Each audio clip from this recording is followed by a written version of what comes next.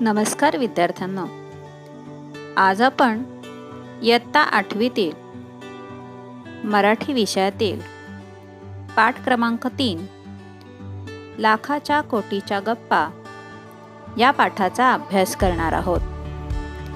या पाठाचे लेखक आहेत वसंत जोशी. कथाकार, कवी, विनोदी साहित्याचे लेखक. त्यांनी कथा आणि कवितांबरोबर लोकनाट्ये, बालनाट्ये आणि बालकुमार वाङ्मयांचेही लेखन केले आहे. त्यांच्या कथांचे तमिळ आणि कन्नड भाषेत अनुवाद झाले आहेत. त्यांनी लिहिलेल्या बिनबियांच्या गोष्टींचे संग्रह लोकप्रिय आहेत. बिनबियांच्या गोष्टीतील प्रसंग काल्पनिक असले तरी त्यामधील व्यक्ती मात्र खऱ्या आणि सुप्रसिद्ध आहेत. थोडी गंमत, थोडी करमणूक आणि निखळ विनोद निर्मिती हा उद्देश डोळ्यासमोर ठेवून या विनोदी गोष्टी त्यांनी लिहिलेल्या आहेत. त्यांचे या विनोदी गोष्टींच्या कथाकथनाचे कार्यक्रमही लोकप्रिय झालेले आहेत. या पाठात 2 सुप्रसिद्ध मराठी अभिनेते रेल्वेच्या इंजिनमध्ये बिघाड झाल्यामुळे रेल्वे स्टेशनवर थांबतात. त्यानंतर त्यांच्यात लाखा कोटीच्या गप्पा सुरू होतात. परंतु पाठाच्या शेवटी या सर्व गप्पांना वेगळीच कलाटणी मिळते आणि आपणाला हसू आवरत नाही. प्रस्तुत पाठ हास्य कल्लोळ बिनबियांच्या गोष्टी या संग्रहातून घेतला आहे.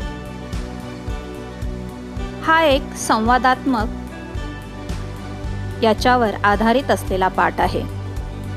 निखळ विनोद निर्मिती या पाठातून आपल्याला दिसून येते. या पाठात सुप्रसिद्ध मराठी अभिनेते शरद तळवळकर व राजा गोसावी यांचा रेल्वे प्रवास व गाडी थांबल्यामुळे त्यांनी वेळ घालवण्यासाठी केलेला संवाद व त्यातून होणारी विनोद निर्मिती यांचे उत्कृष्ट वर्णन लेखक वसंत जोशी यांनी केले आहे. चला तर मग पाहूया पाठामध्ये कोणती गंमत आहे ती. इंजिनमध्ये बिघाड झाल्यामुळे नागपूर दादर एक्सप्रेस इगतपुरी स्टेशनवर 3 तास थांबून राहिली. गाडीतले प्रवासी कंटाळून प्लॅटफॉर्मवर एरझारा घालू लागले. कुणी बुक स्टॉलवरची वर्तमानपत्र घेऊन वाचत जागेवर आडवे झाले. 2 प्रवासी मात्र एका दगडी बाकावर जाऊन बसले आणि त्यांच्या गप्पा सुरू झाल्या. सुमारे तासभर गप्पा मारल्यानंतर ते दोघेही फार कंटाळले. त्यांनी चहा मागवला. चहा घेतल्यानंतर त्यांच्या गप्पा पुन्हा रंगल्या. ते एवढ्या मोठ्याने हसत आणि बोलत होते की त्यांचा शब्द निशब्द दूरवर ऐकू जात होता. त्या 2 प्रवाशांमध्ये एक म्हातारा होता आणि दुसरा तरुण. म्हातारा त्या तरुणाला म्हणाला, "राजा, तुझं इंग्लंडला जाणं पक्क झालं ना?" "असं काय काका मला विचारता? मी पासपोर्ट मिळवला, व्हिसा काढला, नवीन कपडे टेलरने परवाच शिवून दिले. 4 सूट आणि इतर नेहमीचे कपडे घेतले आहेत. तुम्ही दिलेले घड्याळ तर मी आत्ताच वापरायला काढलं आहे. बघा, पासपोर्ट जेव्हा आपल्याला दुसऱ्या देशामध्ये जायचं असतं त्यावेळेस आपल्याला पासपोर्टची गरज असते. पासपोर्ट म्हणजे परवानगी पत्र. आपल्या देशातून दुसऱ्या देशात जाण्यासाठी आपल्या देशाचं परवानगी पत्र आपल्याला हवं असतं. व्हिसा म्हणजे काय? तर परदेशात जाण्यासाठी परवानगीचा शिक्का असलेलं पत्र. हे अतिशय महत्त्वाचं असतं. त्याच्याशिवाय आपण दुसऱ्या देशामध्ये जाऊ शकत नाही. राजा, ते घड्याळ भारी किमतीचं आहे. 10,000 मोजलेत. पीटर्सबर्गला ते घड्याळ खास तुझ्यासाठी घेतलं होतं. विमान प्रवासासाठी तुला 50,000 रुपये पुरतील ना? मुंबईला गेल्यानंतर मी तात्काळ तेवढी रक्कम तुला देईन. पण बेटा सांभाळून जायचं बरं का.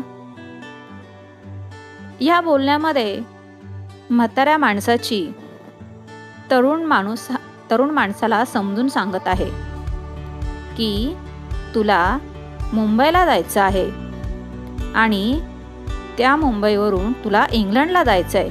मग तुला इंग्लंडला जायचं आहे तर तुझं जाणं पक्क आहे ना. तरुण म्हणतो, असं का बरं काका तुम्ही मला विचारता. मला तर शिक्षणासाठी तिकडे जायचं आहे. त्याच्यासाठी मी परवानगी पत्र सुद्धा मिळवलेलं आहे आणि व्हिसा सुद्धा काढला आहे. तिकडे जायची माझी सगळी तयारी झालेली आहे. टेलरने कपडे शिवून दिलेले आहेत. सगळं सामान मी घेतलेलं आहे आणि तुम्ही मला दिलेलं घड्याळ ते सुद्धा मी आत्ताच वापरायला काढलेलं आहे. मग तो म्हातारा माणूस त्याला सांगतो की ते घड्याळ जे आहे ना ते भारी किमतीचं आहे बरं का. भारी किमतीचं म्हणजे खूप मौल्यवान, जास्त पैसे देऊन खरेदी केलेलं.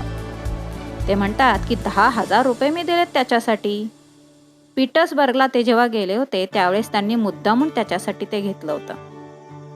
परत त्यांना काळजी वाटते की याला विमान प्रवास करायचा.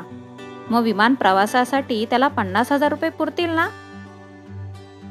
मुंबईला गेल्यानंतर लगेच ते तात्काळ म्हणजे लगेच तेवढी रक्कम त्याला देणार होते. आणि एवढ्यावरच ते थांबले नाही तर त्यांना त्या मुलाची काळजी सुद्धा वाटते आणि ते म्हणतात, सांभाळून जायचं बरं का बाळा. पण काका तुमच्या 50,000त इंग्लंडला मी 3 वर्ष कशी काढणार. बॅरिस्टर कसा होणार. किमान 15 लाख किरकोळ खर्चासाठी लागतील. कोट्याधिपती काकांचा हा पुतण्या कुठल्या तरी घाणेरड्या हॉटेलात राहिलेला तुम्हाला चालेल का. बघा तो मुलगा म्हणतोय, तरुण म्हणतोय की काका तुम्ही मला फक्त 50,000 रुपये इंग्लंडला जाण्यासाठी देतात आणि ते पण 3 वर्ष मी ते वापरायचे. आता या 50,000मध्ये मी बॅरिस्टर कसा होणार. बॅरिस्टर म्हणजे वकील. विद्यार्थिनींनो, बॅरिस्टरचा अर्थ काय. वकील. तो म्हणतो मला एवढेसे पैसे पुरणार नाही. मला कमीत कमी 15 लाख रुपये किरकोळ खर्चासाठी लागणार आहेत. कोट्याधिपती म्हणजे करोडपती. करोडपती काकाचा मी पुतणी आहे आणि मी जर कोणत्या घाणेरड्या हॉटेलमध्ये राहिलो तर तुम्हाला आवडेल का बरं ते. नको नको, तू एक स्वतंत्र बंगलाच घे. तुझ्या अभ्यासाला निवांत जागा हवी. तरुणाने जेव्हा काका आपला खूप श्रीमंत आहे असं म्हटल्यानंतर काकाला सुद्धा वाटलं की अरे आपला पुतण्या अशा घाणेरड्या हॉटेलमध्ये कसा ठेवायचा. नाही, ते त्याला म्हणतात की तू स्वतंत्र चांगला बंगलाच घे म्हणजे तुला अभ्यास करायला निवांत जागा सुद्धा मिळेल. त्यासाठी काका वर्षाला किमान 15 लाख, याप्रमाणे 3 वर्षासाठी 45 लाख लागतील. बघा तरुण मुलगा काय म्हणतो की मग मला एका वर्षाला 15 लाख, मग मला 3 वर्ष तिथं शिकायचंय. मग 3 वर्षासाठी मला 45 लाख रुपये तिथे खर्च येणार आहे. म्हणजे मुलाच्या या पैशाच्या मागण्या वाढतच आहेत आणि काका सुद्धा तेवढे पैसे द्यायला तयार आहे. त्याची सोय मी आत्ता या क्षणालाही करू शकतो. बॅगेत शेअर्स विकल्याची रक्कम नगद 80 लाख आहे. आत्ताच देऊ का. पुतण्याने असं म्हटल्यानंतर काका लगेच त्याला पैसे देण्यासाठी क्षणात तयार होतो. मी लगेच त्याची सोय करतो असे सुद्धा खात्री ते त्याला देतात. ते म्हणतात की माझ्या बॅगेमध्ये शेअर्स विकल्याची रक्कम आहे. नगद म्हणजे रोख रक्कम आहे. ती किती आहे तर 80 लाख आहे. मग तुला आत्ताच देऊ का ती रक्कम. ते त्याला देण्यासाठी लगेच तयार सुद्धा होतात. नको, गाडीत बसल्यावर द्या. पण काका एक मोटारही मला लागेल. रोज मला कॉलेजात गाडीनंच जावं लागणार नाही का. मी चालत कसा जाणार. 20 लाख तरी त्यासाठी लागतील. आता काकांकडे भरपूर पैसे आहेत आणि मुलाच्या मागण्या वाढतच आहेत. तो म्हणतो की नको, मी जेव्हा आपण जेव्हा गाडीत बसू ना तेव्हा तुम्ही मला पैसे द्या. पण काका, मला एक मोटार सुद्धा तिथं लागणार आहे. मी कॉलेजला काही पायी जाणार नाही. त्यासाठी मला एक गाडी सुद्धा हवी आणि त्या गाडीसाठी मला 20 लाख रुपये लागतील. ती रक्कमही आता याच बॅगेत आहे. बँकेतून आजच तेवढी रक्कम काढली आहे. सगळी रक्कम काकांनी बॅगमध्ये ठेवलेली आहे. बँकेतून काढलेली रक्कम सुद्धा त्यांनी त्या बॅगमध्येच ठेवलेली आहे. काका, मला सारा युरोप बघायचा आहे. प्रत्येक देशात किमान 1 वर्षभर तरी राहायचं आहे. त्यासाठीच निम्मा खर्च मी करणार आहे. आईचे 40 तोळ्यांचे सोन्याचे दागिने तिने मला परवाच दिले. ते आहेत आता या माझ्या बॅगेत. तरुण मुलगा असं म्हणतो की काका, मला फक्त तिथं शिकण्यासाठी जायचं नाहीये, तर मला सारा युरोप पण बघायचा आहे. प्रत्येक देशात किमान 1 वर्षभर तरी मला राहायचं आहे आणि त्याच्यासाठी मी सगळा खर्च करणार आहे.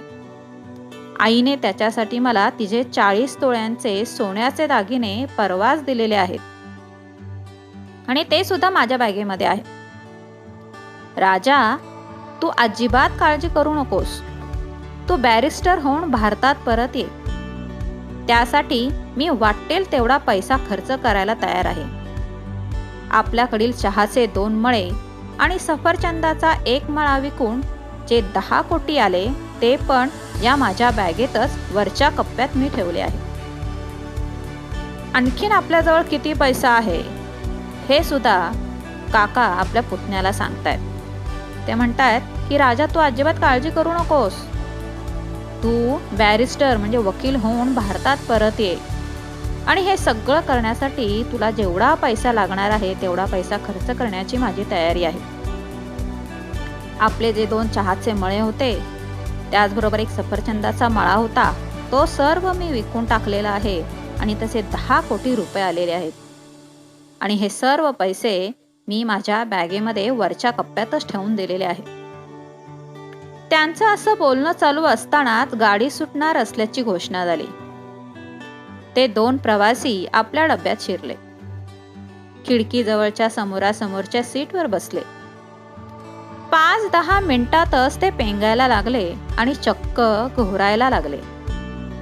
हे असं त्यांच्यामध्ये बोलणं चालू असताना, संवाद चालू असताना गाडी सुरू झाल्याची घोषणा सुरू झाली आणि आता गाडी सुटणार आहे. सर्व प्रवासी गाडीमध्ये बसले. हे दोघे जण पण डब्यामध्ये खिडकीजवळ समोरासमोरच्या सीटवर बसले आणि गाडीच्या गार वाऱ्याने 5-10 मिनिटातच हे दोघं पेंगायला लागले आणि घोरायला सुद्धा लागले बरं का. केव्हा तरी कल्याण स्टेशन आले. त्या 2 प्रवाशांपैकी तरुण प्रवासी जागा झाला. त्याने आपल्या सीट खाली आपली बॅग आहे की नाही हे पाहिले. बाप रे, त्याची बॅग तिथे नव्हती. त्याने त्या म्हाताऱ्या प्रवाशाला उठवलं. ए, माझी बॅग कोणीतरी पळवली. तुझी पण दिसत नाहीये. म्हातारा प्रवासी पण दचकून जागा झाला. आता काय करायचं? दोघंही किंचाळले. गाडीचा पुढचा प्रवास सुरू झालेला होता आणि कल्याण स्टेशन आलं. त्या 2 प्रवाशांपैकी जो तरुण प्रवासी होता तो जागा झाला. जागा झाल्यानंतर त्याने आपली बॅगची शोधाशोध करायला सुरुवात केली. बघितलं तर त्याला सीट खाली त्याची बॅग काही दिसली नाही. बॅग तिथे नाही हे बघून तो घाबरला. त्याने त्या म्हाताऱ्या प्रवाशाला सुद्धा बरोबर उठवलं. अरे, माझी बॅग कोणीतरी पळवली आहे. तुझी पण मला दिसत नाहीये. आणि हे ऐकल्यानंतर तो म्हातारा प्रवासी पण दचकून जागा झाला आणि त्याच्यापुढे मोठा प्रश्न निर्माण झाला की आता काय करायचं. समोरच्या बाकड्यावर बसलेला एक म्हातारा प्रवासी त्यांना म्हणाला, तुमच्यासारख्या लखपती माणसांनी असं 3 टायरमधून प्रवास करणं योग्य नाही. इगतपुरी स्टेशनवर तुम्ही गप्पा मारताना तुमच्या बॅगांमधून किती रकमा आहेत हे उघड उघड मोठ्याने बोलत होता. तर ते कुणीतरी भामट्यानं ऐकलं असणार. त्यानेच तुमच्या बॅगा पळवल्या. आता बसा हरी हरी करत. तुमची जाम नुकसानी झाली आहे. कल्याण रेल्वे पोलिसांकडे तुमच्या बॅगांची चोरी झाल्याची तक्रार तरी करा आता. बॅगा अजून सापडतील. आता तुमच्याकडे मुंबईला जाईपर्यंतच्या खर्चासाठी तरी पैसे आहेत का? का मी देऊ? दोघांच्याही बॅगा दिसत नाही हे बघून दोघेही घाबरले आणि त्या दोघांची अवस्था समोर बसलेल्या एका म्हाताऱ्या प्रवाशाने बघितली आणि तो त्यांना म्हणाला की तुमच्यासारखे लखोपती म्हणजे श्रीमंत लोक त्यांनी असा 3 टायरमधून प्रवास करणं काही योग्य नाही. इगतपुरी स्टेशनवर तुम्ही जेव्हा गप्पा मारत होता तुमच्या बॅगांमध्ये किती रक्कम आहे हे उघड उघड मोठ्याने बोलत होता. मग कोणीतरी ते भामट्याने ऐकलं असणार आणि त्याने तुमच्या बॅगा पळवल्या. आता बसा हरी हरी करत. म्हणजे काही काम न करता नुसतंच बसून राहण्याची वेळ त्या दोघांवर आलेली होती. तो म्हातारा म्हणतो, आता तुमची जाम नुकसानी झाली, म्हणजे आता तुमचं खूप नुकसान झालेलं आहे. कल्याण रेल्वे पोलिसांकडे तुमची बॅगांची चोरी झाल्याची तक्रार तरी आता करा तुम्ही. अजूनही तुमच्या बॅगा तुम्हाला सापडतील. पण मुंबईला जाण्यासाठी खर्चासाठी तुमच्याकडे काही पैसे आहेत का? का मी देऊ? त्यांना मदत करण्याच्या दृष्टीने तो समोरच्या बाकड्यावर बसलेला प्रवासी त्यांच्याशी बोलत होता. नको नको, पैशाची गरज नाही.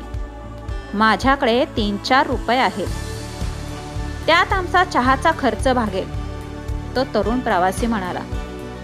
म्हाताऱ्याने पैसे देऊ केल्यानंतर तरुण प्रवाशाने ते पैसे नाकारले. तो म्हणतो की पैशाची गरज नाहीये, माझ्याकडे 3-4 रुपये आहेत आणि त्या 3-4 रुपयांमध्ये आमचा चहाचा खर्च नक्कीच भागेल. पण आपल्या बॅगा गेल्यामुळे आता आपली खरंच पंचायत होणार. त्यात माझ्या मिशा होत्या, आता शिवाजी मंदिरात गेल्या गेल्या नव्या मिशा घ्याव्या लागतील, म्हणजे मला पुन्हा 10 रुपये दंड बसणार, तो म्हातारा प्रवासी म्हणाला. दोघांमध्ये अजून सुद्धा छानपैकी संवाद चालू आहे. बॅग गेल्याचं दुःख दोघांच्या बोलण्यातून व्यक्त होत आहे. बॅग गेल्यामुळे आता खरंच त्या दोघांची पंचायत होणार होती. ती पंचायत कशी ते बघा. त्यातला म्हातारा प्रवासी म्हणतो की त्या बॅग मध्ये माझ्या मिशा होत्या. शिवाजी मंदिरामध्ये आपण जेव्हा जाऊ तेव्हा मला आता नव्या मिशा घ्याव्या लागतील, म्हणजेच काय तर मला 10 रुपयाचा दंड बसणार आहे मिशा घेण्यासाठी. म्हणजे तुम्ही आहात तरी कोण? तुम्हाला नव्या मिशा कशाला लागतात? कोट्यावधीच्या रकमा असलेल्या बॅगा चोरीला गेल्या तरी तुम्ही इतके शांत कसे? समोरच्या बाकड्यावरचा प्रवासी बोलला. या दोघांमधलं संभाषण ऐकून समोरच्या बाकड्यावर बसलेल्या म्हाताऱ्याला प्रवाशाला चिंता वाटायला लागली, काळजी वाटायला लागली आणि त्यांचं बोलणं ऐकून तर त्याला मोठा प्रश्न निर्माण झाला की यांचे एवढे पैसे जाऊन सुद्धा हे लोक मिशांच्या गोष्टी कसे करतायत.